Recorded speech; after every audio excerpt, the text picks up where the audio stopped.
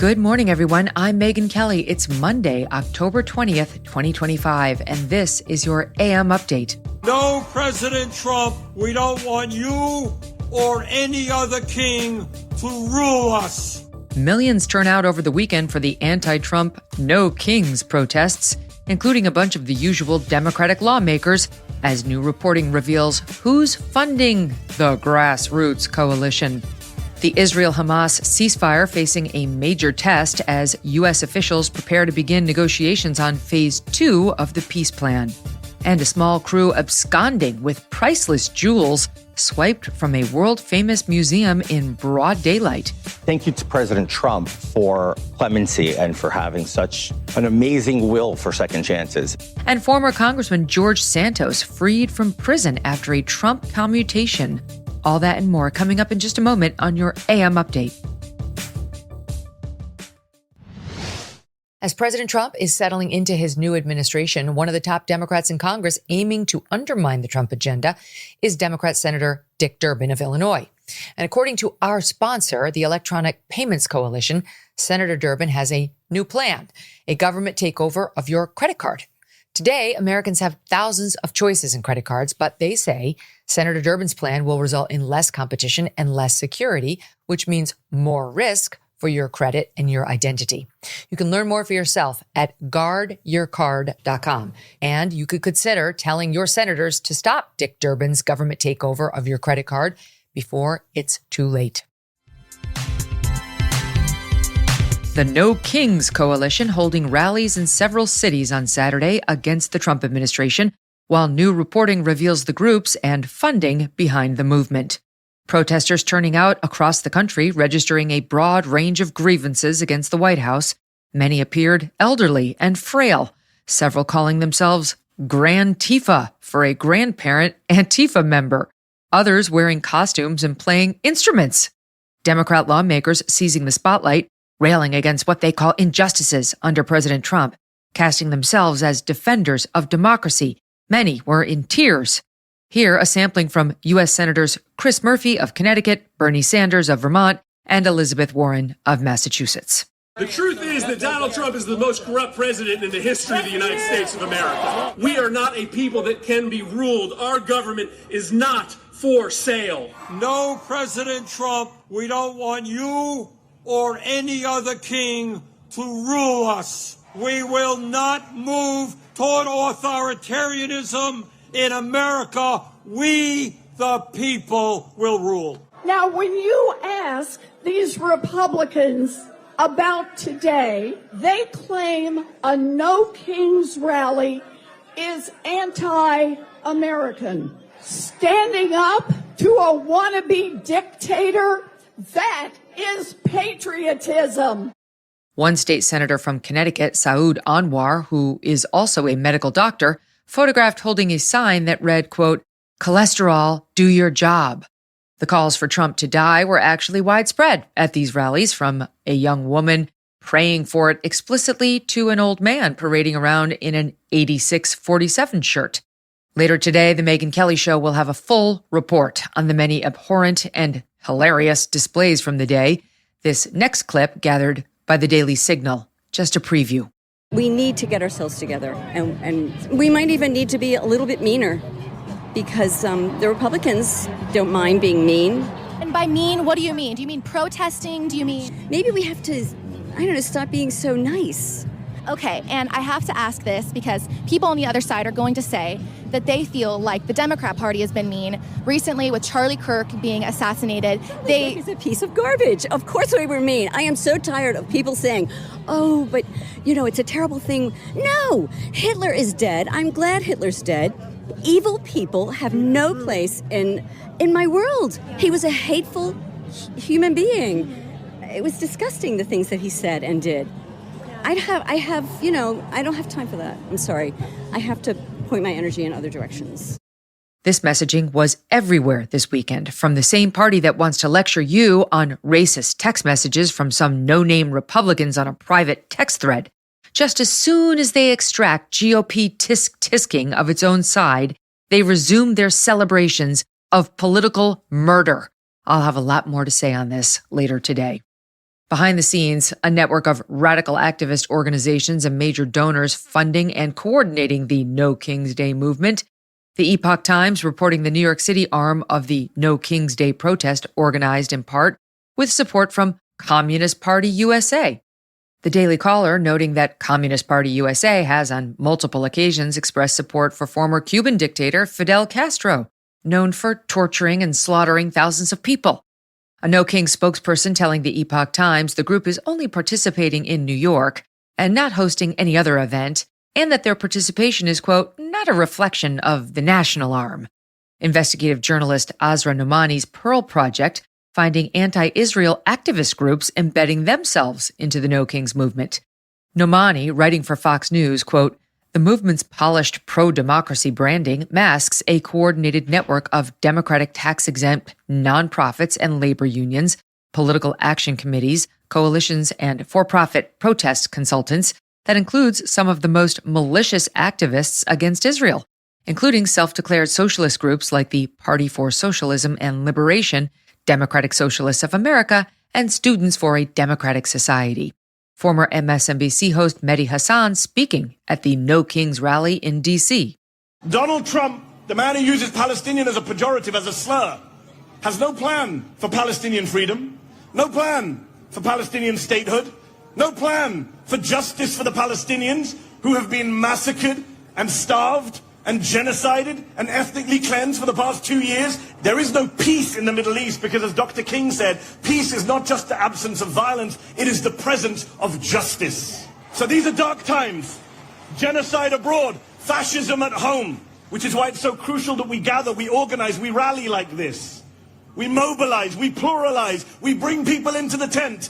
We register voters, we defend voters, we become voters if we're not already. I have hope. I have faith that America can defeat this fascist threat, this authoritarian mania, this MAGA cult, and save our freedoms. And I also have faith and hope that one day, one soon, the Palestinians will be free. Progressive organizing group Indivisible, founded by husband and wife activists Ezra Levin and Leah Greenberg, one of the key groups behind the day, reportedly receiving a $3 million grant from, you guessed it, George Soros' Open Society Foundation. Indivisible is the same group responsible for organizing the anti-Elon Musk, anti-Tesla protests and routinely orchestrating viral rowdy moments at GOP town halls, as reported by AM Update earlier this year. Nomani's Pearl Project cataloging organizers of 265 mostly nonprofit organizations behind No King's Day. Jenica Pounds, known online as Data Republican, telling Nomani, quote, they call it No Kings, but what they've built is an empire of tax-exempt organizations doing the Democratic Party's work on the taxpayer's dime. The Israel-Hamas ceasefire appearing to hold after a Sunday clash. The U.S. brokered truce, part of the White House's 20-point peace plan announced earlier this month, now entering its third week.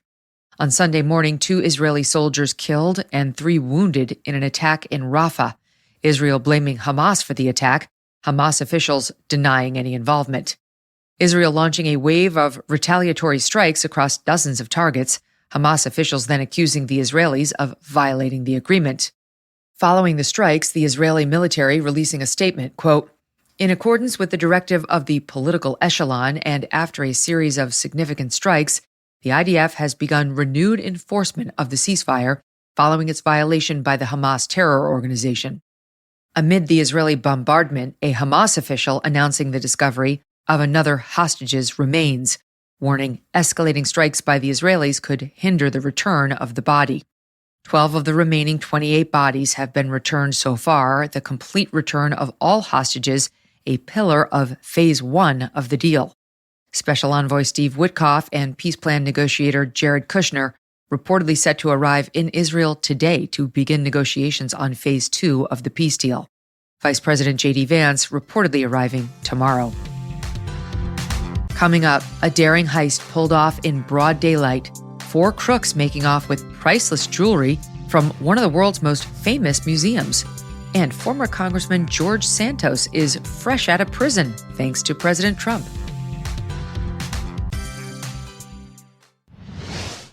Flu season always seems to sneak up on us. One day, everyone's fine, and the next, you've got someone sick at home and you're scrambling to find the right medication. Here's my advice. Don't wait until you're sick. Be ready ahead of time so you have what you need on hand when it matters most. Now there's All Family Pharmacy. They're different from the big chains. Their process is simple, straightforward, and fast. Every order is reviewed by a licensed doctor, the prescription is included, and you don't need insurance. They've got everything you'd want for flu season: Tamiflu, antibiotics, antivirals, ivermectin, hydroxychloroquine, even a complete flu kit and immune support vitamins. They ship to your door, and if you need it right away, they even offer overnight shipping. Be prepared with All Family Pharmacy. Visit allfamilypharmacy.com/Megyn. Use the code Megyn10 to save 10% on your order. That's allfamilypharmacy.com/Megyn. Use code Megyn10 to save 10%. Get ahead of flu season and start preparing today. Paris police hunting a crew of thieves behind a stunning Sunday morning heist at the Louvre Museum. At approximately 9:30 a.m. Paris time, 4 suspects using a truck-mounted ladder to force themselves through a window, then smashing display cases, stealing priceless royal jewels, and escaping on motorbikes. That information coming from Paris prosecutor Louvre Museum to French station BFM TV. The brazen act, carried out at the world's largest museum, home to the Mona Lisa, among other priceless treasures, completed in just 6 to 7 minutes. No injuries were reported, the masked robbers appearing unarmed but threatening security with angle grinder power tools, typically used for cutting, grinding, or sanding materials like metal or concrete. In total, 2 jewel cases targeted in the Apollo Gallery, which houses part of the French crown jewels. The team attempting to escape with 9 objects, but losing the crown of Napoleon III's wife in the process. Authorities recovering the crown containing more than 1,300 diamonds, but reported it was broken. The stolen jewels, including necklaces, earrings, and a bow from the Napoleonic era. The museum closed in the wake of the robbery as investigators scour the scene for evidence. Prosecutor Biku saying investigators are not ruling out any theories, noting the motive could have been a commissioned theft for a collector, meaning there is a possibility the pieces could be recovered intact, or they could be broken down by thieves only interested in the value of the stones and metals. French President Emmanuel Macron posting on X, quote, "The theft committed at the Louvre is an attack on a heritage that we cherish because it is our history.